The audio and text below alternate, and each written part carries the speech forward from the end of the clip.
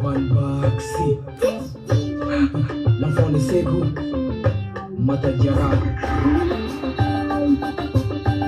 Yeah, how you doing, man? Yeah, I'm a young lame. Fui machio follow.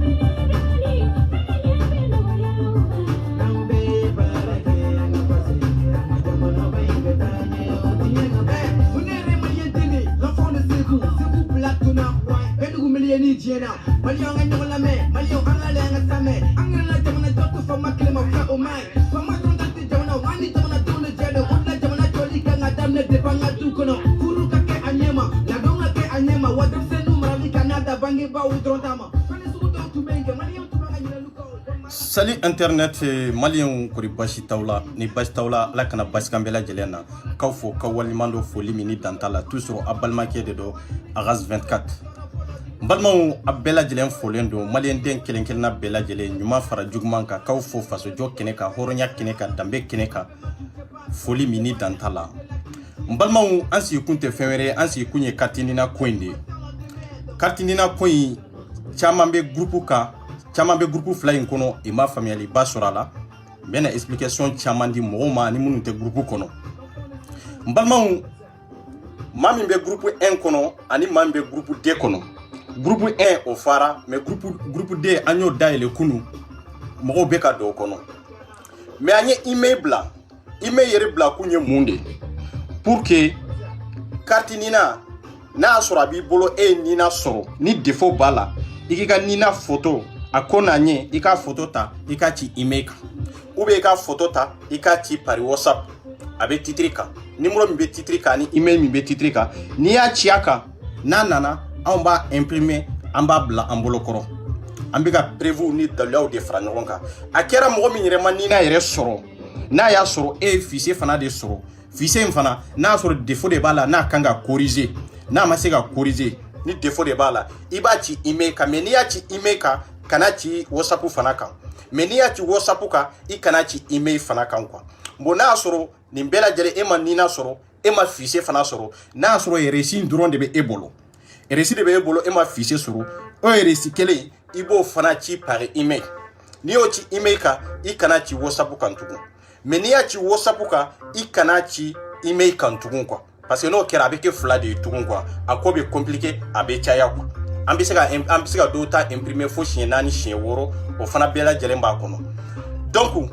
ni ba ci défaut mi biga carte ni nana ibo défaut expliquer ka faraka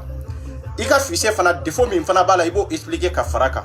ni ma sega soro kada daluya mi fana ka ibo expliquer ka faraka par WhatsApp par email ça y a pas de problème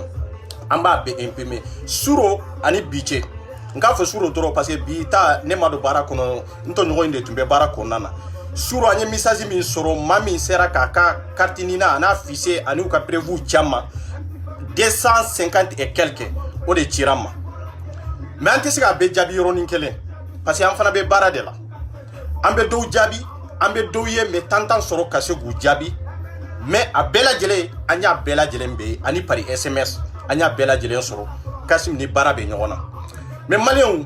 fawka blaw kuna mamunu be kofe olu ta te sika tabada en tant que mamunu be groupe ka amatla olula parce que mado yu to groupe kofe y information soro inana ya chama ni itachi kana amba lajedi est ce que e ka ya chi numéro minka ou be ya chi email minka ambe na vérifier groupe flaka e be groupe fly mbe kono na soro ibe groupe fly mbe kono ambi kite gabo kelena ibe to kelen kono na soro yere ika numéro fanate groupe fly si kono antesigi ika prévenir ika dalia antesigi ata en charge parce que ni amenka wara mine o ya soro akungulo bi yere bolo aw be kaw deme kelela kunwere tala de akungulo ka soro aw yere kumbolo dalia mi aw ba ci o prévu pour que anga sega keleke kartinina ka c'est-à-dire aka corriger ou bien aka soro ou bien aka boala antesega ke bada en tant que namantege franonga pour que kaje ka keleke ni horonya ani dalia ni prévu.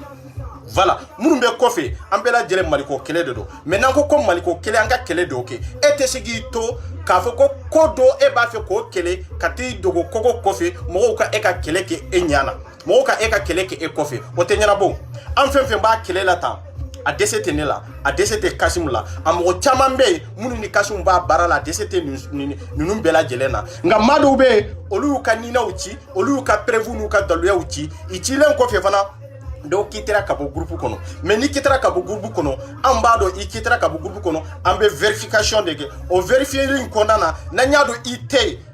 na nyado ka foki ite i ka document amba ta kabla krefe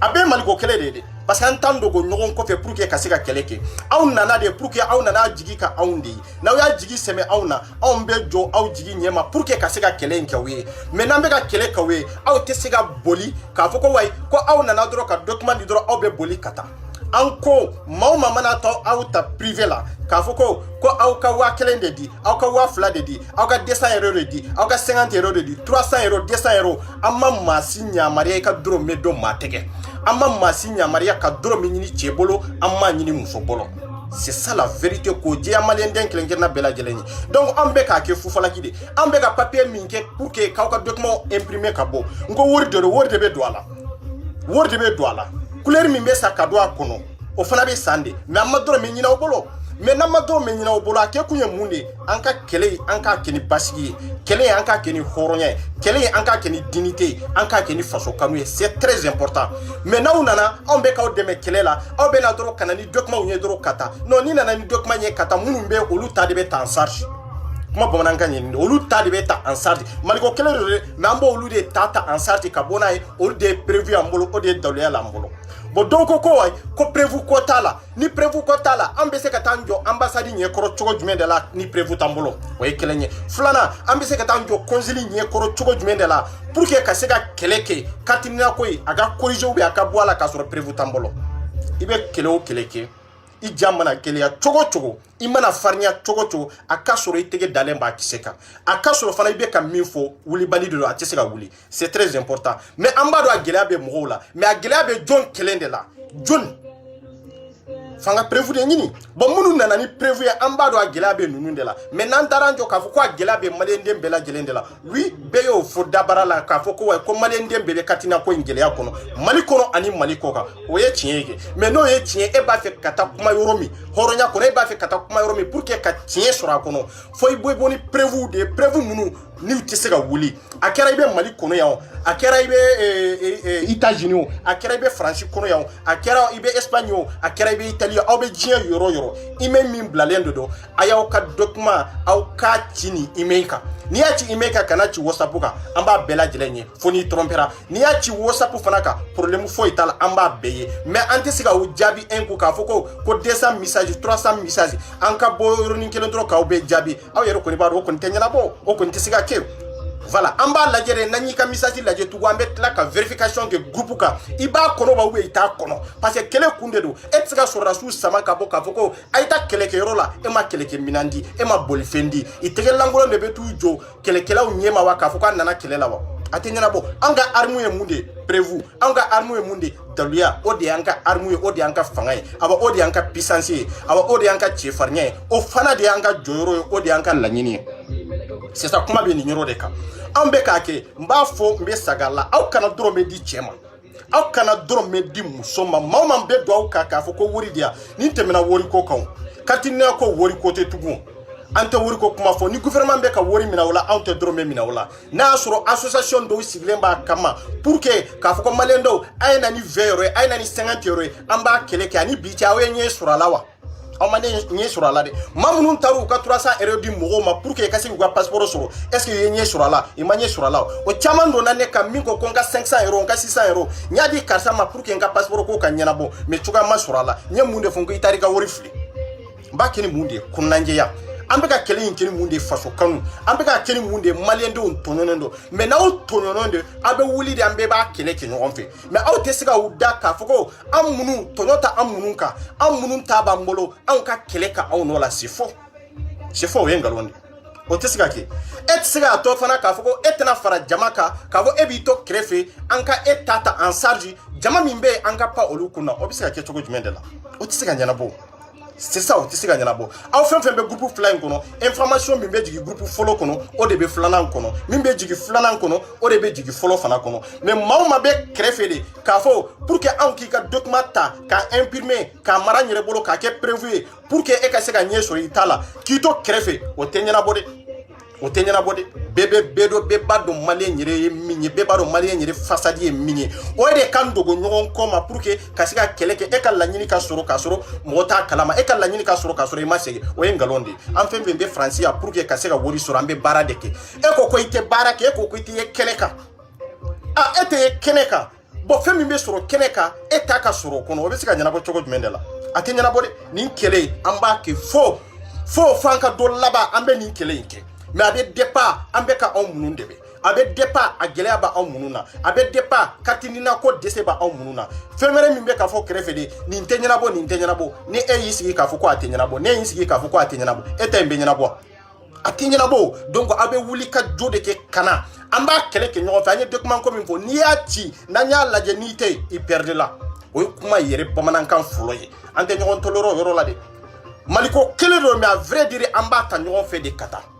voilà bon kɛlɛ wulila katirina ko wulila ni sisan cɛ an bɛ se an k'a daminɛ 2018 la ani bi cɛ aw delila k'a ye ko don kelen anw bɛ ka kɛlɛ kɛ maliyɛndenw ye anw bɛ ka n yɛrɛ faga maliyɛndenw ye an bɛ ka ambassade minɛ maliyɛndenw ye an bɛ ka consulat minɛ maliyɛndenw ye gazi bɛ ka ci anw na faransi maliyɛndenw ye anw b'an ka baara de bila pour que ka jɛ wari jɔ ko pour que ka wuli ka taa manifester k'a fɔ ko gɛlɛya bɛ maliyɛndenw kan k'a fɔ ko maliyɛndenw bɛ ka faga ko jiko dɛsɛ b'u la ko sirako dɛsɛ b'u la anw bɛ ka nin bɛɛ lajɛlen k'an fa n'an baw ye mali kɔnɔ an'an kɔrɔkɛ n'a muso ye mali kɔnɔ mais aw y'a ye don kelen k'a fɔ k'u bɔra o don na k'a fɔ ko an bɛ manifester ka fɛɛrɛ ɲini k'a fɔ gouvernement ɲɛ i ka fɛɛrɛ ɲini diaspora ka hakɛ ka sɔrɔ wa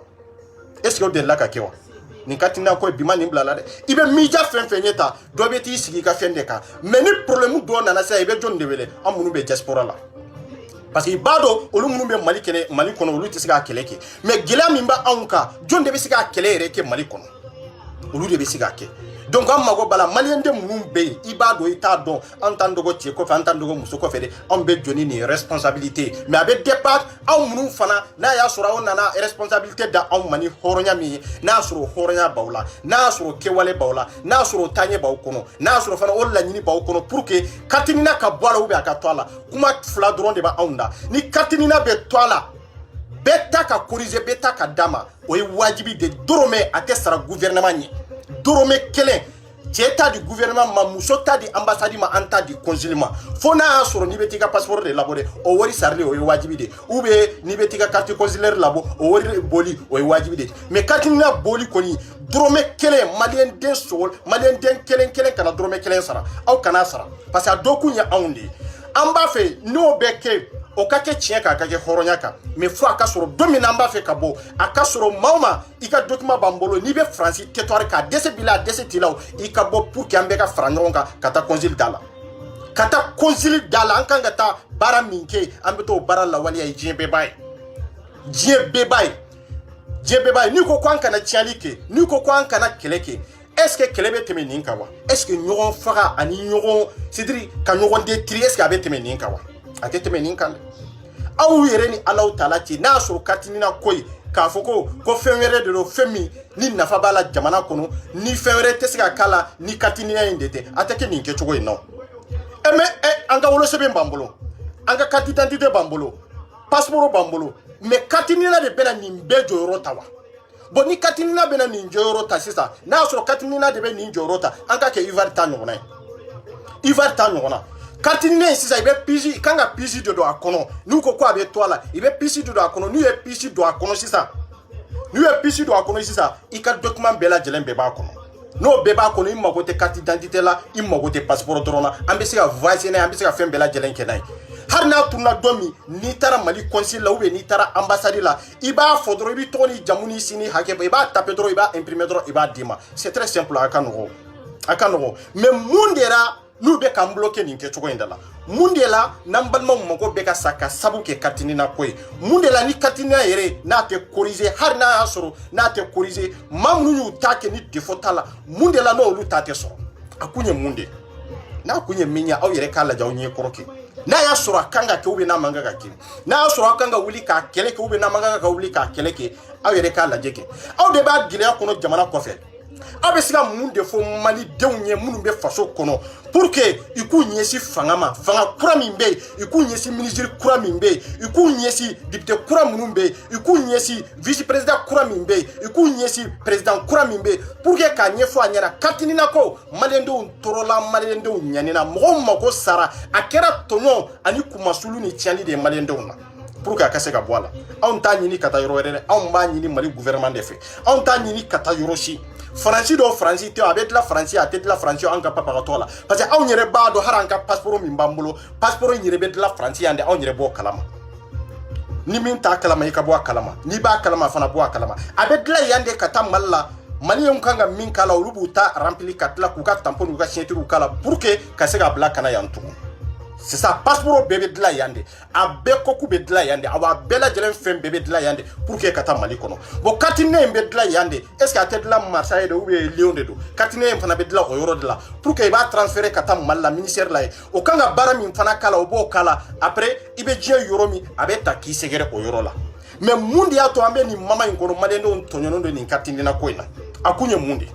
n'a kun ye min ye i k'a ɲɛfɔ parce que ni Kasimu de tun kan ka ɲɔgɔn sɔrɔ a occupelen don a fana parce que n y'o de f'a ye a tun kan ka na explication caman di a tun kan ka na ni hakilina caman ye mais problème ye min ye aw ye document minnu ci a bɛ ka caman imprimer sisan an bɛ waati min kɔnɔ komi sisan a tɛgɛ dalen b'a bɛ kisɛ ka kelen kelen k'a bila kɛrɛfɛ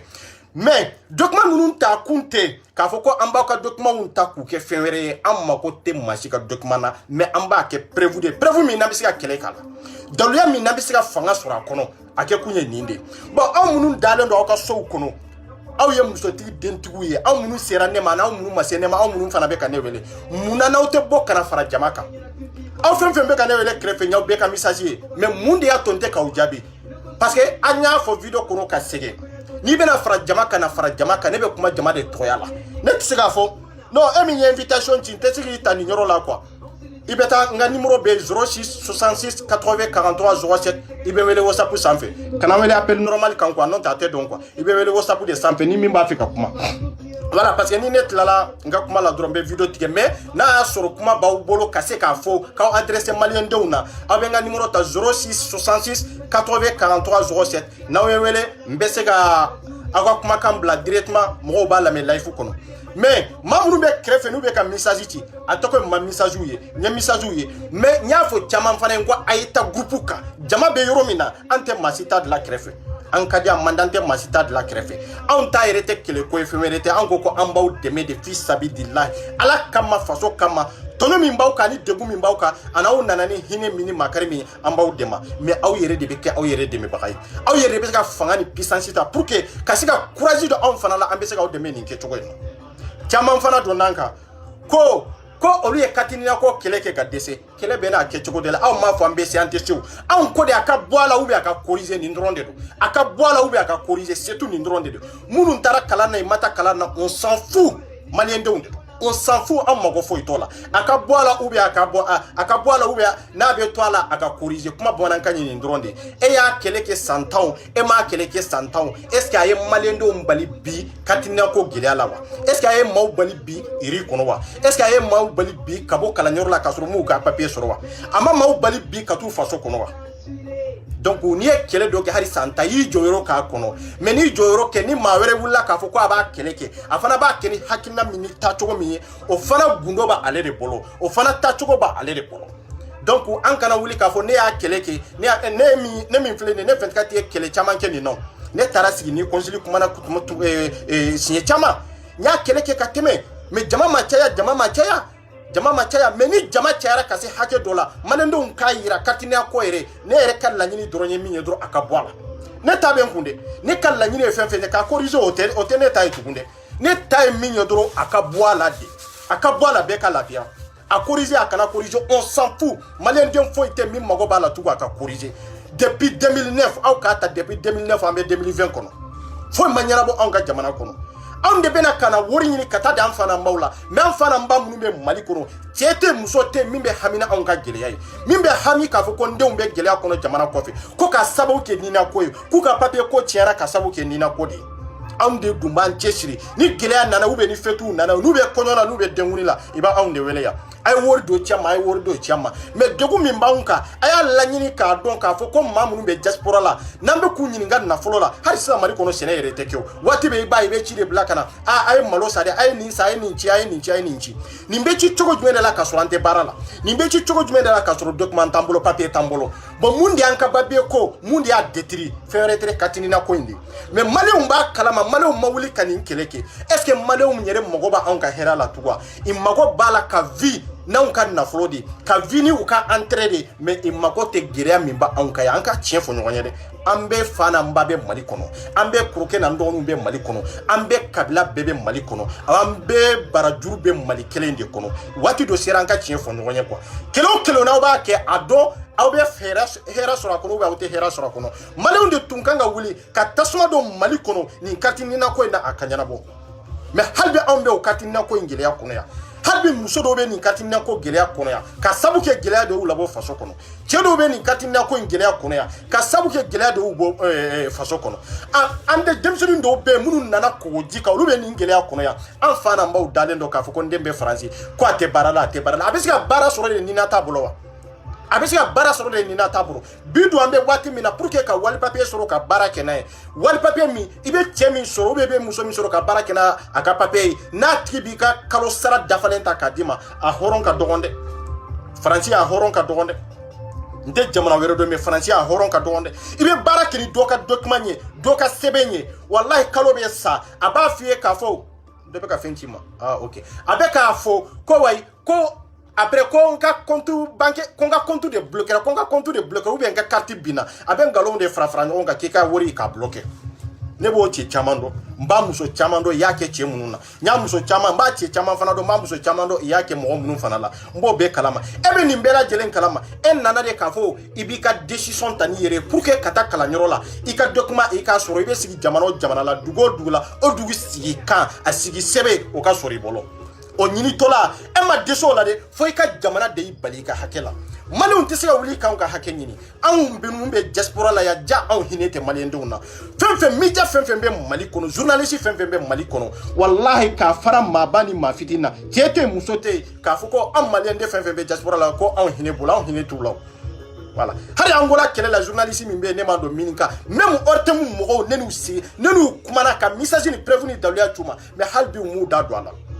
halbi mu da douala amara male nenu kumana pour que mo be dogu min gono mo be toro min gono mais halbi imanjabi mais malendo wati do de sera aw kaw yere kulaje mali jenesi na mo yere kulaje aw fem be diaspora la ya aku na be tien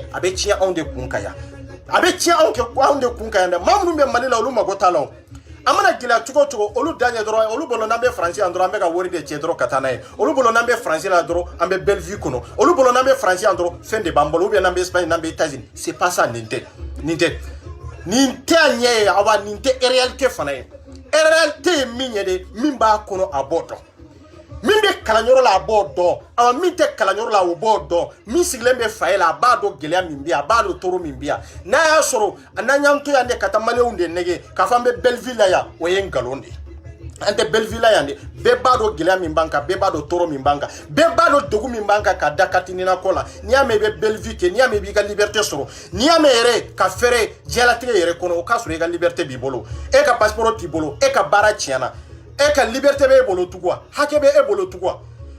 ebe jamana min kono uru ka hake ta ka dima e ka jamana yere bari ka hake la ebe muwere sigi kan sibi ebe sigi kan jumende ka foko wa ko ambe kele kini droit de ko ambe kele kini hakilna kele de o hakilna kele banaw santa femi manyana bo chokoto law sanduru femi manyana bo chokoto law ye santange femfena ni ma femfen soro kono o coin to entukun kwa karia o coin na kariera katinina ko nyere de la annanga prevu de bo me katinina ko amba fere de akabwala malembe ka lafia me atenya au yere kunde ko eye sanduru ke kokola ima hera ni basiki soro kono sanfla sansaba wallahi billahi o koi o toy ni mo o toy o koto wallahi abi kunu femi mi nemo o kani kunu de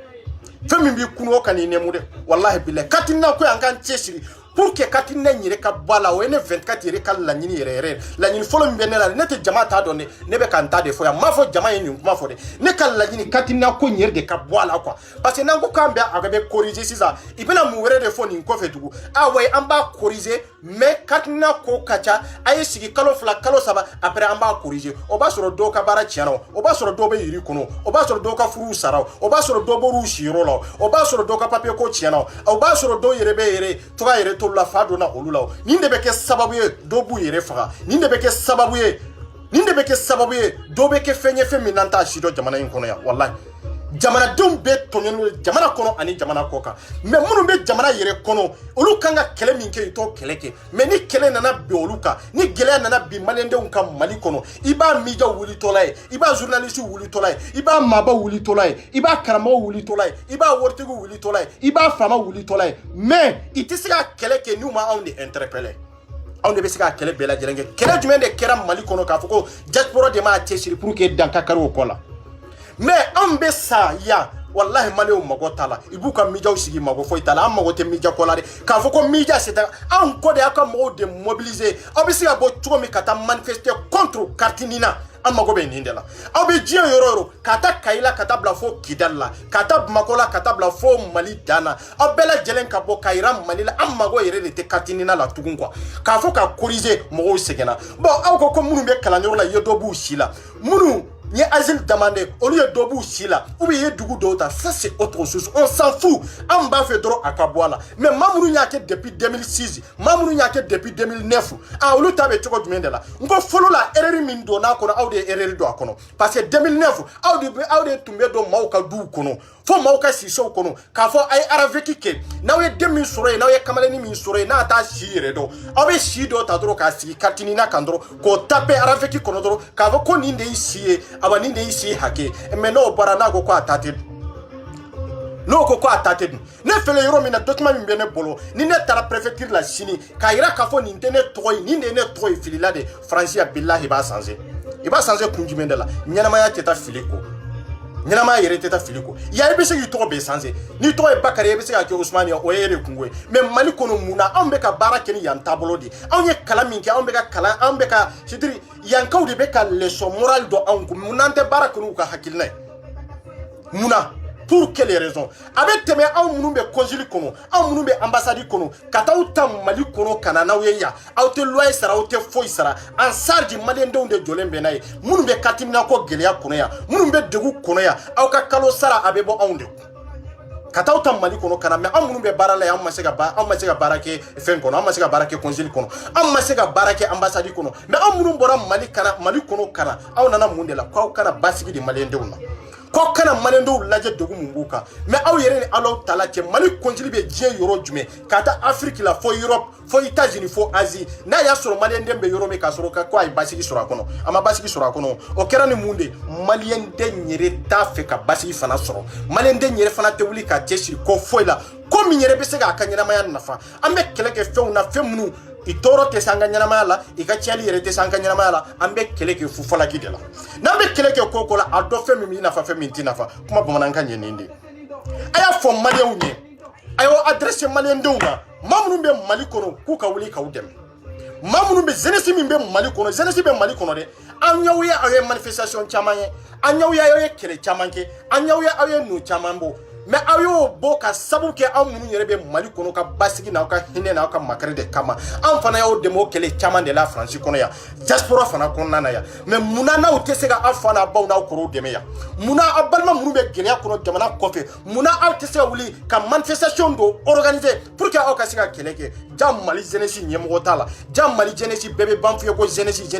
i tɛ maa kelen sɔrɔ maa bɛ se ka jɔ k'a fɔ ko ne de ye jeunesse ɲɛmɔgɔ ye awa ne de bɛ se ka jeunesse fara ɲɔgɔn kan pour que ka jeunesse ka gɛlɛya ɲini i b'an bɛɛ y'an bɛ taa fa filaw de kɔ i b'an bɛɛ y'an bɛ taa an mɔkɛ filaw de kɔ i b'an bɛɛ y'an bɛ taa dogo maaba dɔw de kɔfɛ awa aw ka maaba minnu bɛ yen aw ka karamɔgɔ minnu bɛ yen a y'a f'u ye a y'a adressé u la ko maa minnu bɛ sa karamɔgɔw nɔfɛ ko olu kelen de bɛ tɔɔrɔ la yan ko maa minnu ko n bɛ ni alimami nɔfɛ n bɛ sa karisa nɔfɛ de ko olu de bɛ katini na ko gɛlɛya la yan k'u k'aw dɛmɛ k'u ka wuli ka jɔ kɛ katini na ko in na aw den minnu bɛ yan minnu ko an bɛ sa karamɔgɔw nɔfɛ de ko aw ka karamɔgɔw ka wuli ko aw ka kalanden minnu bɛ yan aw kanubaga minnu bɛ diaspora la k'u ko i mago bɛ diko la k'u mago bɛ sirifikɛ la k'u mago bɛ ayidara la pour que i ka fɛɛrɛ ɲini katini na ko i ka katini na ko ka ɲɛnabɔ ko parce que u ka baaraw tiɲɛna i ka denbayaw tira i ka furuw sara yan i ka kanuw sara yan awa i ka kalaw yɛrɛ tiɲɛna ka sabu kɛ katini na ko ye ko maliyɛndenw ko k'u mago bɛ diko la nin kɛcogo in na a ye wuli ka jɔ caman kɛ faso kungo la a ba ko nin ye faso kungo dɔ de ye ko maliyɛndenw minnu tugura a kɔ pour que k'a dɛmɛ kɛlɛ la basigi kana faso kɔnɔ pour que k'a dɛmɛ kɛlɛ la fanga jugu min tun bɛ yen k'o ka ta ka bɔ yen de ko maliyɛnden kelen ninnu de bɛ katina ko gɛlɛya la yan ko k'o ɲɛfɔ diko ye ko k'o ɲɛfɔ sirifikɛ an mɔkɛ n'an fa ɲɔrɔ ko a ka wuli ka jɔ kɛ a ka se gouvernement ma a ka se bandaw ma katina ko bɛ cogo min n'a bɛ to a la a ka to a la n'a tɛ to a la a ka bɔ a la ko maliyɛndenw tɔɲɔna k'aw kanubaga minnu bɛ yan wallahi maa minnu y'aw kanu ala kama kira kama de olu de bɛ gɛlɛya la yan dɛ awa olu de bɛ ka bɔ bi n'u dalen bɛ yiri kɔnɔ yan a ye nin fɔ ɲɔrɔnbuye ye sirifikɛ ye ɲɔrɔnbuye ye ko maliyɛndenw ko k'u mago b'a la pour que a k'a da dɔn nin katina ko in na a y'a fɔ ayidara ye ko a kanubaga minnu bɛ yan k'u dɛsɛra de ko a kanubaga minnu bɛ yan k'u bɛ yiri kɔnɔ de ko a kanubaga minnu bɛ yan k'u n'u ka musow ka furu sara de ko a kanubaga minnu bɛ yan k'u ka baaraw tiɲɛna de ko a kanubaga minnu bɛ yan k'u ka kalanw tiɲɛna ka sabu kɛ katina ko ye k'u ka wuli ka jɔ kɛ ko faso kanu yɛrɛ yira tɛ faso kanu a bɛ dɔn ni fasodenya gɛlɛya mana na fasodenw ka waati min n'i bɛ se ka wuli ka fasodenw dɛmɛ pour que i ka se k'u ka hakɛ sɔrɔ ko fasodenya ni fasoden ɲumanya a bɛ sɔrɔ nin de kan a bɛ fɔ da la mais kɛwale de b'a la waliya ko an mago bɛ Mali dɔnnikɛla minnu bɛ yen an ka maaba minnu bɛ yen ko maliyɛnden fɛn fɛn bɛ diaspora la olu tɔgɔya la k'u mago b'a la moriba minnu bɛ alimamiba minnu bɛ an y'u ta sanni dugu cɛ k'a fɔ ninnu de y'an ka jamana yiribaw ye ama ninnu de y'an ka jamana maabaw ye ko n'a y'a sɔrɔ i bɛ se ka fɛɛrɛ ɲini an ka katina ko la k'u ka fɛɛrɛ ɲini an ka nina ko la dɛ ko n'o tɛ an sɛgɛnna yan dɛ ko an sɛgɛnna yan k'u ka kalandenw i ye ɲɔgɔn labila yan k'a sabu kɛ katina ko ye k'u ka wuli ka jɔ kɛ k'u ka kalandenw ka teriya tiɲɛna ka sabu kɛ katina ko gɛlɛya ye k'u ka wuli ka jɔ kɛ k'u ka kalanden minnu furula diaspora la n'u ni muso ni denw bɛ yan k'u ka furuw sara ka sababu kɛ Mali katina ko ye ko cogoya ma sɔrɔ a la dɛ k'u ka wuli ka nin kɛlɛ kɛ k'u ka wuli i ka nin kɛlɛ kɛ dɛ awa jeunesse min tugura aw ko k'aw dɛmɛ san 3 san 2 san 4 san 5 kɛlɛ la Mali kɔnɔ Mali kungo kan Mali degun kan Mali tɔɔrɔ kan sɔrɔdasiw ka hakɛ ɲinini kan jamanadenw ka hakɛ ɲinini kan ko jamanaden kelenw o miliyɔn hakɛ dɔ de bɛ yen minnu fana ka hakɛ minɛnw b'o la jamana kɔ kan ko k'a sabu kɛ an bɛ jamana minnu kɔnɔ olu y'an ka hakɛ di ko an bɛ jamana minnu kɔnɔ olu y'an ka hakɛ di ka basigi d'a ma ka hinɛ d'a ma ka makari d'a ma ko mais ko document dɔ de y'an manqué document min an kan ka ɲini an ka Mali gouvernement fɛ an kan ka ɲini autorité fɛ ko autorité ko kɔnɔ k'olu t'a di aw ma ko mais ko diko bɛ mun de sigi n'a tɛ ka nin kɛlɛ kɛ ou bien ale ɲɛ tɛ anw na ɲani la jamana kɔfɛ wa ale ɲɛ tɛ anw ka tɔɔrɔ la jamana kɔfɛ da Hayidara e ɲɛ tɛ e ka kalandenw na i bɛ degun min ni tɔɔrɔ min kɔnɔ wa aw t'u hinɛ minɛ dɔɔni n bɛ Hayidara e ɲɛ tɛ i ka kalandenw la i ka furuw bɛ ka sa jamana kɔfɛ cogo min na ka sabu kɛ katinina ko ya e ɲɛ t'a la i ka kalandenw ka baaraw bɛ ka tiɲɛ ka sabu kɛ katinina ko ya na wulila sufe malendo de be wuli na wulila tlefe malendo de be wuli mais malendo be toro min nyani nkono ay wuli aw ka jode nini ya nindi aw ka joyore awa aw nafate foye nini fana dete pour que aw ka don fana amunu ba wu no fe amunu fana tugle ba wu no fe ni degu banka do me aw be se kan de me togo jumendela katina ko en bwala mo to nyona de wallahi malendo be yiri kono ya munu be manifester ya ni gazi be tula nu be ta konjili mine ka ambassade mine de aw kama aw ka fota kama aw ka kuma kan kama pour te se blade wallahi mali almami diko je m'adresse à vous eni certificat ani aidara amago ba awlade mamuru ba uno fe suni tle o ma kele nu de degunembiya mamuru ba ko suni tle o ma kele nu olu le trollen do kartini na kola ya awa ayaw chesirde malu yaro mali zenesi o dogolemba aw de kofe ni ko mali zenesi la e kabodoro ni kramo do ma fo ko ayebo anka ni keleke olu be sa mais wallahi te ci da sura la ite muso da sura la aba ite journaliste kelen soro ite media kelen soro ite antivisi kelen soro ni mi masara de pour que kan info wallahi billahi ta rubu da do fen na fo e ka fen soro akono de on ba keni dignité de on ta keni jamai on ta keni toy on ta keni waswe on ba keni jamana de munun be fa kele bakele olu de tunyana Muribo Keta yanni munun to faso kelen kono Muribo Keta kera sabo ye kanni munun ka balmaya tugu Muribo Keta kera sabo ye kanni munun ka singiya tugu amba ke o sababu dronde kama aba aya fo o ka kramo ye ko to nyono ndendo karamo ko ka fo ye ko na so obese kola ko ka fere nyini ka katinna ko kanyana bo ko ni dalu ya ba bolo gundola aw yere ni alaw taala che ko ka wuli ka joke pour que oluka baro kana chinyande kuna suro daluya ba bolo awni alaw taala je kafo abese ka konyana bo wallahi ko akake alakama akako o kiren kama amuru ye kira moreunye amumba aw dambe waso kata kira ka tablo na ka hakina anaka kodon konana ko aka wuli ka jogede ko aka kalndo untonyona de munu nyaw ye kiraw ye mali kono munu nyaw ke kiraw ye mali kono munu nyake kiraw morew ye mali kono ko olu ma kelew de tunenembia ko jigi dalente cheka jigi dalente musogade ko jigi dalembe ediko e aidara e munyorombuye ko malende ngoko ko jigi dalemba awde ka hornya ni mali de nyaka mani kramoya ani faya wallahi ko dale ko jigi dalemba awde kade ko ku demede ko tonyona nyanina ko hamina furu sara baraw chena inana nyini katana e mali de kono nya be kramo do kanu iba kanu kito hera de kono ibi se ka basigi sura kono pour que ibse mimbiye kase ka ki kramo iba kai aba ko sheto olu ye tugu pour que kase ka ko ku fanu bawye ko sheto olu ye tugu ko ka ko ke mali yere sheto olu ye tugu yengania minta pour que ka dafa e idara yengania minta pour que ka dafa embuye yengania minta pour que ka dafa edikoye ko o sebe nyini ka kla olula ko ka fere nyini ku deme ye laido ka minta onyonto laido ka kana chiede horonya kelende flatte de wallahi faso kamuye kelende flatte aya wuli ka jomi nke mali kola aya nyuma ya munu nke mali kola ana wuli law no fe aw ka kuma kan aw ka tabolo munu ka mali kola aba ko malien kelende tonyono ndo francia espanya italia ameriki asie jie chema katina ko ka sabuke katina ko ede ko awna dombe nyogon ka bi awna balmo be nyogon ka bi faso kono ko me akadi olu ye bi olu katu nyada embuye ka ko me o gele sababu ye katinina ko ide ku beta chuko di katiye ku mako bi laiki dado ni katinina ko ina ko akadi olu doye bi kata malila ku musoni donye pour que ku nyada ediko dronka ka sababu ye kele minge faso ye ko sababu ye katinina ko gele ya ide kwa sababu katina ko gileade kika wilika jodo ke pour que katina ko na be boala tuko me aka boala nuka katina ube soro tuko me ka soro ni keto ina chie ka horonya ka mali denyaka jamana diga girni fembe la jelenyi foi manjuga da madenda foka bali sebenna foi manjuga da madenda foka la nyini be sebe minga document minga foka balola me français o ma ombali italien o ma ombali sebena espagnol o ma ombali sebena ngwa america o ma ombali sebena jonde ya ombali sebena jonde ya ombla yiri kono mali ambassade dia ombla yiri kono bi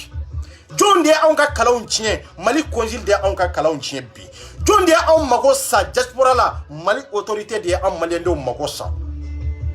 mali autorité dia on magosa mbuya koko nyina obela jelen fe bonya ani karama kono ani kodo ni kala ni dunia ana obe joro mina jamana kono de ko mali ndo ngo ku magobe embuye la bi ku mago bila bi iki joyoro la i joyoro e bide awe ko olu deme jigi were to olu la mbuye ni edete haidara ko jigi were foi to olu la bi wallahi ni ay dara tite ye mauludu ke jama chamantara de jama mi mbora olu be balo jonu de de la amunu be diaspora la jama min bora an do de yanga biete pour que kata e ka mauludu la e dara ko bokanjigi dalen bika ika fere nyini ka kuma ni fama we katini na koina ika fere nyini ki chesiri se ko efenfenye ni koina ika se fama ma ni katini na koi akanga nyerabo chogo la na be nyerabo findela na be nyerabo jedela na be nyerabo blendela aka fere nyini aka ndemede diko madu de ko lu bafe katinya de ka sababu ke ijoyoro e minye ane kala mini donia mimbila faso kanu mimbila pour que kiye inyexe flala yeni saya ka sumale ko me ko munde kera gile diko ko katini na to lu bolo pour que ka passeport ta kata mali kono de ko odi agile ay itun tafe ini chela ka fara itun tafe ini chela saya ka se e ma ube saya ka se oluma ka sore nyama de ka de ko ye kanu do ye ko chesiri pour que ka wuli kanin keleke awe kele fenfe na awe kele chamanke adama de beni tasira de do beni na sira de do beni ka family drone de do beni ka kalanda de do mais adama de nye minyo o fa nyana yana akasa adama de njoro minyo fa yana akasa domina na ye jugumanke obe fa na ye nyumanke obe fa de ko malendo ko oluta au ka jugumando folo ko me mako bala bi a yo nyuma ya minkawe ka tuwa ko sanjoli joli o fa utumba ko e ba utumba ko on modende ya onye on be toro mini nyani min kono har sini na wulila on be wuli aba har suina na wulila on be wuli ko lude ko mako be mali doni kelo ko lude ko mali mako be ndikola ko lude ko mako be ngwe haidarala mi esrifike ko lude ko mako be haidarala malendo ndi afode nintene ka fota ide malendo ndo ko nga fo awye aw ma saba min be mali kono diko aw ma saba min be mali kono haidara aw ma saba min be certificat ko malendo ko jigi wereto olula diaspora kana awdete parce que na wula sosu olube wuli ni gele nana mali kono na ya dadwa la olu fana bu dadwa la ko ka sababu ke awye ka sababu ke yi jigi min ta ka da aw kade mali doni kelaw ni mali ko donaw ka ayaw chesira ka fere ni katini na ko inade kono to luka kanu saraya furu saraya balma ya uchiana teriya uchiana fadente mo la tour en fade mali c'est-à-dire mali autorité hérité mali ndo fade o mali autorité hérité mali ndo jugu o mali autorité hérité ni jugu were namba ni autorité drondero parce que olu di ambalanka hakela ni ame beti musoni dewnye o ya soro ni na bibolo ni ame beti balmawye o ka soro ni na bibolo ibabe se ga sabbi e ba fe ka volta bi ba ta choko jumedela e be ta choko jumedela choko ya talawo asube do be ba do mali e minya suiti se ga maraka e kono ko kalo kele kalo flow suiti siga mara yoromi ka hari 15 jours ke yoromi o be se ka kalo fla kalo saba kalo nani ke ube sa o ti siga ke o te siga ke donc amma ko be mali la choche be muso be ni bi siga ndeme katini na koina aka fere nyini ni misasi aka la señor mbuyema ko adem murumbe faso kofe abalma murumbe faso kofe aka kalande murumbe faso kofe aka kanuba murumbe faso kofe ko lu de be ni toro in kono de aba jigwere tula ni mbuyete aba jigwere tula ni e aidara tere ko jigwere foita on na faso kofe ani faso koka ko na soro edi ko de tede akoko jamana dina akoko jamana ko jamana don do de fana segenembe ya ko jamana don munu wula kaw deme fanga jugu kelelila jamana dem munu wele kaw deme ministre kelelila jamana dem munu wele kaw kele e kaw deme ka dipto jugu kele ka faso den jugu kelele ko jamana den kele nu de be toro ni nyani kono ya ko me ko jeunesse mi be mali kono ko akera kuma suluye olu tai ko jeunesse mi be mali kono ko jeunesse mi be mali kono ko olu ko seto oluye ko dabalito oluye ko journaliste mi be mali kono ko olu to dado ni katina ko na en tant que no luma sarade non te benya ba law kono dimite nyedimi dedo benya bala malendo be dugu min kono katini na ko na aba ko mija mi be mali kono de ko mija ko olu te sera fem na te sera fem wala ko jeunesse yere ko olu te sera fo organiser pour que ka sega keleke jamana kungolo ko na soro embuye de tete ko na soro ya idara de tete fo na soro ediko de tete aba jigi were te mali kono na awde te ko malendo ko jigi ya awde jigi were te malendo na pour que ni katina ko ngabwala na awde tete aba ay wuli ka jode aw ka kalando na kan bagaw faso kunka faso kora ani faso koka olu debe ka kuma adressa aw kelenkelna bela jelena aw ka kalando debe ka kuma adressa aw bela jelena aw dew ana aw modew ana balma muso mun dew ni terubeya olu debe ka kuma adressa aw la de ko sewere tanya ni dete non te ni tiali fenfen borala o be komi malien dem bela jele ya la nyini de katina ko antorola anyanina mawbe bi munu be yiri kono aytara yi kanu de wallahi yi kanu e kanu danye de mawbe munu be yiri kono diko lu be sa eno fede mawbe bi munu be yiri kono nyoro mbuye nyoro aidra sirifuke wallahi olu kanu de olu kanu e kanu danye de meni mai kanu aya utiwu ka kanu do ala ay jenesi ka kanu aya joro dama ay jenesi ka kanu do ala kwa aw kana fotoro ka fo ko obe wuli ni dine date fenfena auto kelege wallahi ou bien ni fenfen be tiali de la se dine droma aw be wuli ko kelege no kera faso be ta dinge kono dinge me an mi sigilente de on de banto ya pour que ka barake kata misiru jo mali kono me ni bara o chiana kasabu ke katini na misiri be jo tukwa ni min chiana o chiana de on de banto ya pour que ka dotoro sojo pour que kata wori bla kata malla ka dotoro sojo an ka santé kala kana parce que gouvernement ka foria na ka kodombalia amase ka joro fo nye mali etuku e nanga bara o chiana dotoro so o belu be nyana botuko o lute nyana bode on de banto ya ka wori bla kata mfana mbao au kata hiji on de be wori bla kata pour que mfana mba mumbe olu be se ka lakana soro cogo min parce que mali lakana ko o to ka jede ni baraw tiɲɛna olu bɛ kɛ cogo jumɛn de la solution t'o la tuguni anw de y'an muso ta nkɔ pour que kana baara ɲini k'a fɔ ko an bɛ taa faso bɔ nɔgɔ la n'a fɔra k'a fɔ anw tɛ se ka taa faso la tugun o tɛ furu sa yan silamɛya m'o fɔ dɛ a b'an ka furuw bɛna sa ka sababu kɛ katinina ko sababu ye an ka balimaw bɛna sa ka sababu kɛ katinina ko sababu ye an fa kɔrɔ n'an ba kɔrɔw sigilen don ɲɛ wagalen bɛ jɔn de la an minnu bɛ diaspora la an muso sigilen don ɲɛ wagalen bɛ jɔn de la an minnu bɛ diaspora la awa an den minnu wolola ye olu ɲɛ bɛ jɔn de la an minnu bɛ diaspora la dɛ mun ye aw t'a fɛ an na musow ka ɲɔgɔn ye wa aw b'a fɛ an na musow ka furuw ka sa de wa silamɛya ma nin fɔ dɛ a ye wuli aw k'aw dɛmɛ ayidara aw b'a fɛ an n'an balimaw kana ɲɔgɔn ye aw b'a fɛ an den minnu bɛ yen an n'u ka tunu ɲɔgɔn na fo san 10 san 20 de ya silamɛya ma nin fɔ dɛ a ye wuli aw ka maliyɛndenw aw k'u jugu tugu diko a ye wuli ka jo kɛ pour que an fana bɛ taa muso n'an denbaya cɛ la cogo min komi aw bɛ mali kɔnɔ cogo min dɛ mali ka di an bɛɛ lajɛlen ye dɛ n'i y'a ye bi an bɛ yan foyi tɛ ni dɛsɛ tɛ de n'i y'a ye fɛn fɛn bɛ diaspora la yan foyi wɛrɛ tɛ de jamana ka kumasulu de don jamana ka baarakɛbaliya de don jamana ka sigibaliya de don an b'o de gɛlɛya kɔnɔ diaspora la dɛ muso minnu bɔra ka sabu kɛ gɛlɛya ye silamɛya ma nin fɔ dɛ a ko an k'u ka hakɛ di de olu ka hakɛ bi di cogo jumɛn de la fo a k'a sɔrɔ sɛbɛn dɔ de b'an bolo sɛbɛn min bɛ se ka tagana sagi fana nɔgɔya an ye muso minnu to an kɔ sariya ye mun de fɔ silamɛya ye mun de fɔ ko kalo 6 ni tɛmɛna o ka hali ni muso nɛgɛso fu de don i bɛ jahanaba kɔnɔ bon n'aw bɛ silamɛya de basigili fɛ pour que kana ni bɛn ni karama ye silamɛya ye min fɔ aw tɛ wuli aw kan dɛmɛ pour que kalo 6 an ka se ka taa musow ye de kalo 6 an ka taa n denw ye kalo 6 an ka taa n ka denbayaw ye de ay wuli aw kan dɛmɛ n'a sɔrɔ silamɛya ko de don ay wuli aw kan dɛmɛ n'a sɔrɔ faso fana kanu de don komi aw ye kɛlɛ min kɛ faso ye fana ka tɛmɛ awa nin fana y'a dɔ ye komi silamɛya min n'aw bɛ k'a fɔ ala kɔta kira kɔta ko o de ye tiɲɛ ye silamɛya ko an kana kalo 6 kɛ an muso cɛ an na muso cɛ de awa ni silamɛya y'o fɔ ay wuli ka jɔ de aw de kuranna ni hadisaw kala de aw de ala ta fɔ aw de kira ta fɔ aw de ko kira bɛ ta ala kɔta kira kɔta ala kɔta bi anw b'a degun kɔnɔ anw b'a tɔɔrɔ kɔnɔ dɛ an na musow cɛ san 4 san 5 san 10 san 20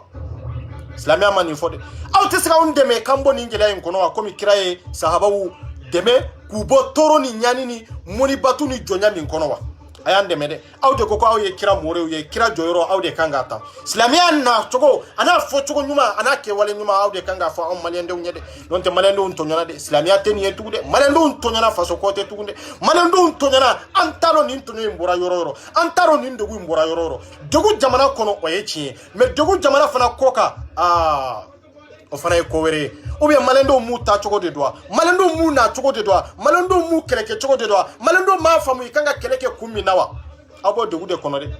o de fɔra aw ye aw bɛ kɛlɛ o kɛlɛ kɛ a y'a ɲɛɲini k'a ɲɛdɔn c'est très important awa mali faama minnu bɛ yen n ye hayidara je m'adresse à vous wallahi hayidara an mago b'a aw la wallahi diko an mago b'a aw la bi maliyɛndenw mago b'aw la dɛ précisément wallahi maliyɛnden kelen-kelenna bɛɛ lajɛlen au nom de Mali n bɛ ka kuma au nom de maliyɛnden bɛ yɔrɔ yɔrɔ ni nin gɛlɛya b'i kan wallahi olu de adressé ne la pour que n ka se k'a ɲɛfɔ aw ɲɛna de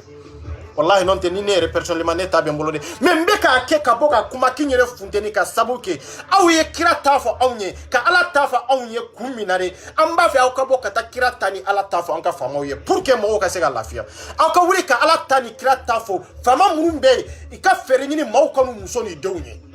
k'u bɛ degun kɔnɔ k'u ka baaraw tiɲɛna dɛ maka horonya tieni bolo depuis te barala maka dambe tiena depuis te barala maka horonya banfuyera depuis mawere de be kita depuis mawere de be ka e balo depuis e be ka si mawere de fe ka sorositi maka horonya ni ka indépendant bana de poyrola est-ce que on be démocratie fo démocratie ba on bolo tukwa ni ame ka foko ko e ka liberté bi bolo o ka soro jole mbeni yere o ka soro itege dalembe fenga femi ka se ka soro ka se gi yere la balo pour que ka doke mo were de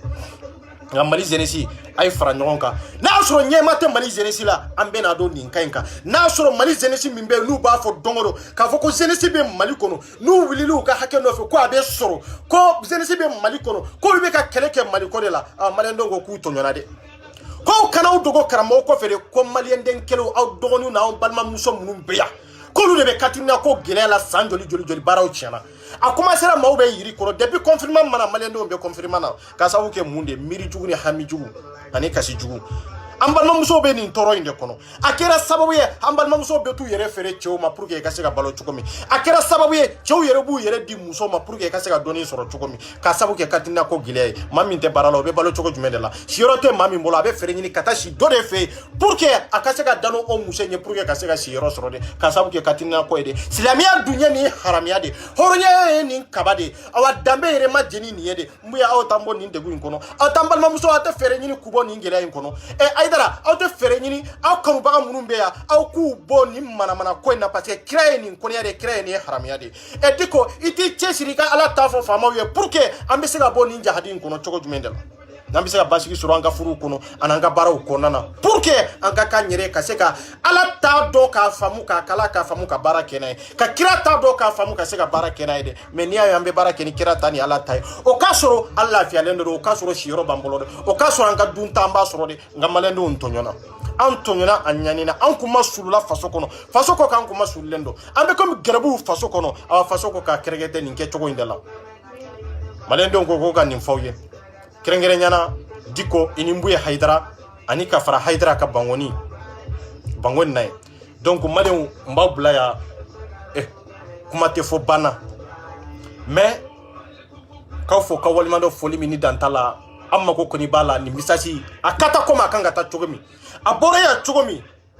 ko k'a fɔ faamaw ye ko k'a fɔ an ka dɔnnikɛlaw ye ko k'a fɔ an ka alimamiw ye dɛsɛ min ni tɔɔrɔ min ni kɔlɔlɔ min b'an kan yan degun min y'an bali ka ala ta kɛ degun min y'an bali ka kira ta kɛ ko degun kelen de k'u ka laɲini ye de i ka fɛɛrɛ ɲini i ka maliyɛndenw dɛmɛ de awa nin dɔrɔn de nin message in dɔrɔn de don k'a lase aw kelen kelenna bɛɛ lajɛlen ma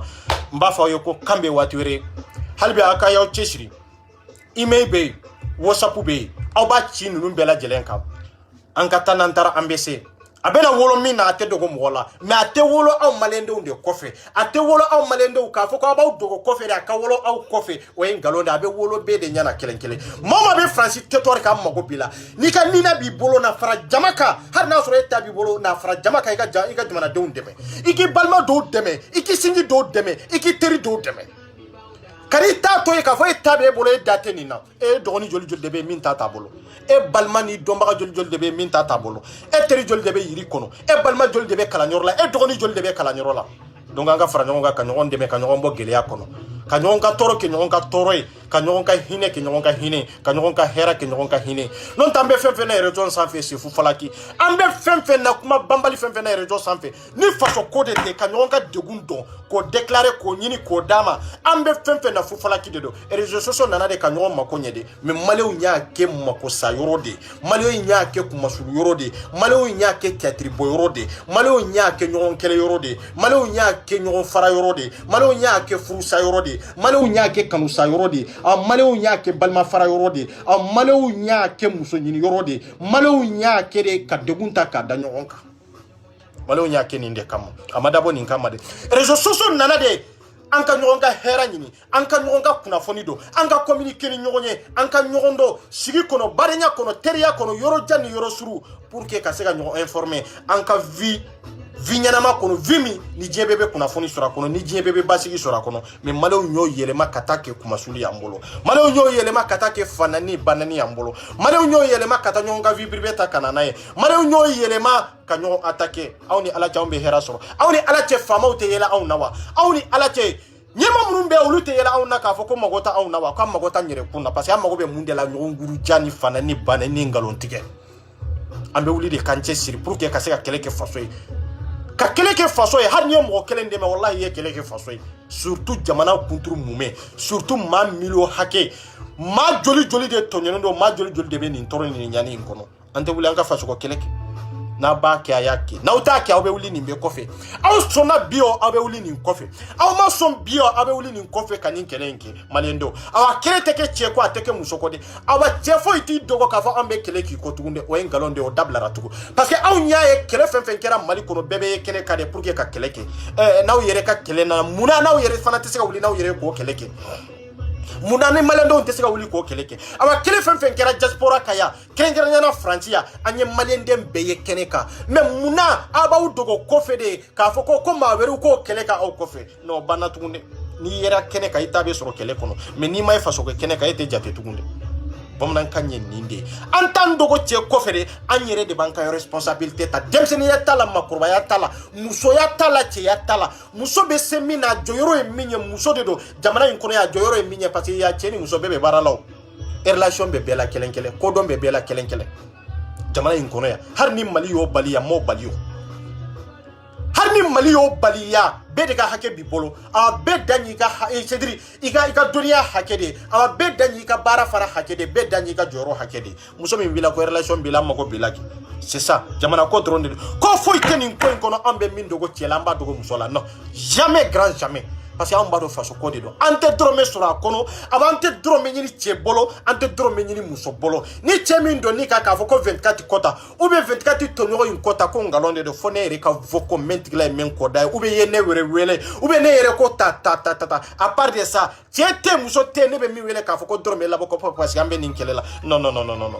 nin kɛlɛ in ka dɔgɔ wari bɔ ma o nin tɛ wari bɔ ko ye nin ye dignité ko de ye nin tɛ wari bɔ ko ye nin ye faso ko de ye nin tɛ wari bɔ ko ye nin ye pacifique ko de ye nin ye fanga ko de ye nin ye force ko yɛrɛ yɛrɛ de ye nin kɛlɛ in bɛ wuli force de kama nin kɛlɛ in bɛ wuli cɛya de kama awa nin kɛlɛ in bɛ kɛ ni cɛya de ye cɛ jɔlen tɛ cɛ o cɛ e tɛ se ka ye cɛw dama ni ɲɔgɔn cɛ pour que ka taa combat kɛ e tɛ se ka ye muso n'i tɛ muso kisɛ e tɛ se k'i balimaw dɛmɛ e tɛ se k'i sinjiw dɛmɛ awa e tɛ se ka na fara cɛw ni musow ni ɲɔgɔn cɛ fana k'a fɔ ko e bɛ se ka kuma surtout k'olu dɛmɛ kɛlɛ dɔ la i tɛ se pour que k'olu ka hakɛ ɲini k'a di i tɛ se awa an mago bɛ cɛw de la cɛ minnu n'u tɛ régler an mago bɛ cɛw de la cɛ minnu n'u bɛ sa u kumakan kan an mago bɛ olu de la an mago bɛ cɛw de la cɛ minnu ko k'u bɛ sa i ka karamɔgɔw nɔfɛ i bɛ sa i ka alimamiw nɔfɛ k'u ka sa i yɛrɛ ka carte ɲɛna n'u yɛrɛ ka hakɛ ɲinini kɔsɔn fɔlɔ an mago bɛ muso de la muso minnu ko n bɛ sa n cɛ nɔfɛ n bɛ sa n dɔgɔnin nɔfɛ n bɛ sa n fa ni n ba nɔfɛ awa n bɛ sa nin karamɔgɔ in nɔfɛ n bɛ sa ni alimami nɔfɛ dɛ awa an mago b'o muso kisɛw de la muso minnu n'u da dɔ kan n'u t'a sanse cɛ minnu n'u ka fɔta n'u t'a sanse n'u bɛ se ka cɛya wale kɛ awa jɔyɔrɔ b'i la capacité b'u la fanga b'u la an mago b'o cɛw de la mais an mago tɛ cɛ la cɛ min b'i dogo kɔfɛ de ayi an mago bɛ cɛ de la cɛ min bɛ girin k'a fɔ ne de bɛ bila aw ɲɛfɛ nka bɛɛ tɛ bila ɲɛfɛ dɛ an mago bɛ nin de la mais an mago tɛ cɛ la fana cɛ min bɛ na dɔrɔn k'a fɔ n'an ko k'an ka taa ɲɛfɛ min b'i girin ka sa i kɔfɛ de non hali e tun ka to so an mago t'o cɛ la de an mago bɛ cɛw de la cɛ minnu jɔlen don n'u ba sigilen don n'u ka fɔta bɛ lamɛn o ye kelen ye awa n'u b'a dɔn fana n'an ko an bɛ fɛn fɛn kɛ fana capable b'an na fana ka se k'a kɛ n'i y'a mɛn ambassade in ko anw de don n'i y'a mɛn ko consul in ko anw de don dugukolo fɛn fɛn n'u b'a kɔnɔ ye a dugukolo bɛɛ sannen de don i tɛ location na mali dugukolo bɛ ambassade bɛ yɔrɔ o yɔrɔ mali dugukolo de don a sannen de don maliyɛndenw de kama yan i y'a san de consul bɛ yɔrɔ o yɔrɔ a sannen de don a bɛ faransi territoire ka yɔrɔ o ye diɲɛ yɔrɔ bɛɛ de a bɛɛ sannen de don anw bɛ sira ka don o kɔnɔ anw bɛ sira ka kɛlɛ k'o kɔnɔ wa anw bɛ sira k'an ka hakɛ ɲini o kɔnɔ la an faso an dugukolo an y'an ka nafolo bɔ ka yɔrɔ min sa anw bɛ dɛsɛ ka don o kɔnɔ wa maliyɛndenw aw k'aw yɛrɛ ye maa ka kɛ cɛbakɔrɔ ye o t'a yɛrɛ ye ka taa bin mɔgɔ wɛrɛ kan o t'a yɛrɛ ka mɔgɔ wɛrɛ ka hakɛ minɛ dɛ mais cɛbakɔrɔya ye gundo de gundo min don jɔyi cɛ c'est-à-dire cɛya jɔyɔrɔ ye mun de e ye cɛbakɔrɔ de ye cɛbakɔrɔ bɛ cɛ fana bɛ yen quoi parce que cɛbakɔrɔya ye mun de cɛbakɔrɔya ye dusu ani baara ni hakili dɔrɔn de ye ani kodɔn cɛbakɔrɔya ye nin de pour que e ye cɛbakɔrɔ ye e ye cɛ jɔlen ye mais kana bin maa wɛrɛ kan k'o ka hakɛ minɛ de ou bien ko ne ye cɛbakɔrɔ ye dɔrɔn ne ye cɛ farin dɔrɔn n bɛ taa mɔgɔ wɛrɛ attaquer o tɛ de non ni cɛya wale nana cɛw bɛ don waati de kɔnɔ wallahi a dɛsɛ tɛ ne la mais ne bɛ jɔ cɛw ɲɛ wallahi billahi cɛw bɛɛ minnu ka girin ni ne ye dɛ ne bɛ ka kuma cɛw bɛɛ minnu bɛ se kuma la ka tɛmɛ ne kan dɛ nka bɛɛ n'i ta sira don bɛɛ n'i na sira dɔrɔn de don an mago bɛ cɛw la minnu ka girin ni ne yɛrɛ ye an mago bɛ cɛw la minnu ka girin ni Sigu ye an mago bɛ cɛw la minnu ka girin ni Kasimu ye an mago bɛ cɛw la minnu ka girin ka tɛmɛ minnu yɛrɛ bɛ groupe kan ka tɛmɛ minnu yɛrɛ ka carte katinina t'u bolo ka tɛmɛ minnu yɛrɛ ka katinina b'u bolo aw mago bɛ muso kisɛw la muso minnu bɛ yen ko aw balimaw bɛ degun na yan aw yɛrɛ bɛ aw ka nina b'aw bolo aw ka furu n'aw ka baaraw la a ye wuli k'aw balimakɛw dɛmɛ dɛ a y'a balimakɛw dɛmɛ a ye wuli aw ka cɛw dɛmɛ a ye wuli wallahi aw k'aw dɔgɔninw dɛmɛ bɛɛ de tɔɔrɔlen don bɛɛ de ɲaninen de dɛ an mago bɛ cɛ ni muso de la différence tɛ yen de karisa de ye karisa ye an mago foyi t'o la an ko maliden de ye ou bien i tɛ maliden ye kuma yɛrɛ ye nin de n'i ye fasoden ye k'i ye maliyɛn den ye maliyɛndenw ka hinɛ b'i la maliyɛndenw ka makari b'i la e b'i sigi k'i miiri ka taasi anw ka tɔɔrɔ n'an ka ɲani kɔnɔna na gɛlɛya min b'anw kan yan degun min b'anw kan yan cɛ tɛ faransi muso tɛ faransi min t'a kalama de b'an mago bɛ cɛw la cɛ minnu ni jɔyɔrɔ b'u la cɛ minnu ni relation b'u la cɛ minnu n'u ja ka gɛlɛn cɛ minnu n'u ye décision min ta n'u tɛ wuli a sanfɛ cɛ minnu tɛ janfa dɔn n'i ye cɛfarin fɛn fɛn ɲɛ ka janfa kɛ o tɛ cɛfarin ye dɛ non o tɛ cɛfarin ye dɛ o tɛ cɛfarin ye dɛ wallahi cɛfarinya tɛ janfa ye cɛfarinya ye jɔyɔrɔ de ani kɛwale ani dusu cɛfarinya ye nin de muso kisɛya tɛ janfa ye muso kisɛya tɛ kalabantiya ye muso kisɛya tɛ waritigiya ye cɛnya tɛ finya tɛ muso kisɛya ye jɔyɔrɔ ani layidu kan de ani hɔrɔnya muso kisɛya ye nin de Maliw an ka kɛ ɲɔgɔn fɛ Maliw an ka ɲɔgɔn kanu Maliw an ka don da kelen fɛ ka bɔ da kelen fɛ Maliendenw ne b'aw bila yan n bɛ dɔ pɔn jukɔrɔ kow ka ca ka tile hɛrɛ d'a ma katinina koyi a bɛ kɛ min ye Maliendenw a bɛ kɔ ye dɛ wallahi aw mako bɛ Malienden bɛɛ la video kɛla bɛɛ i bɛ se video la i tɛ se video la maa min yɛrɛ ma deli ka video yɛrɛ kɛ n'i bɛ se ka video k'a ka bɔ min b'i kun n'i kan cɛ i k'a fɔ Mali ko de don i tɔɲɔnen de don anw de tɔɲɔna anw de ka furu n'an ka kanu sara dɛ wajibi tɛ cɛ ka karisa de kan ka kɛ karisa k'a kɛ de an mago b'aw bɛɛ lajɛlen na maa maa fana bɛ se ka voco de kɛ k'a cari diɲɛ ɲɛfɛ ko dogo ta tɛ dɛ i ka voco kɛ k'a cari diɲɛ ɲɛfɛ gɛlɛya min ni tɔɔrɔ min fana b'an kan pour que an bɛ se ka solution sɔrɔ a la cogo min awa nin dɔrɔn de don n b'a fɔ ye ko k'an bɛ waati wɛrɛ merci beaucoup voilà.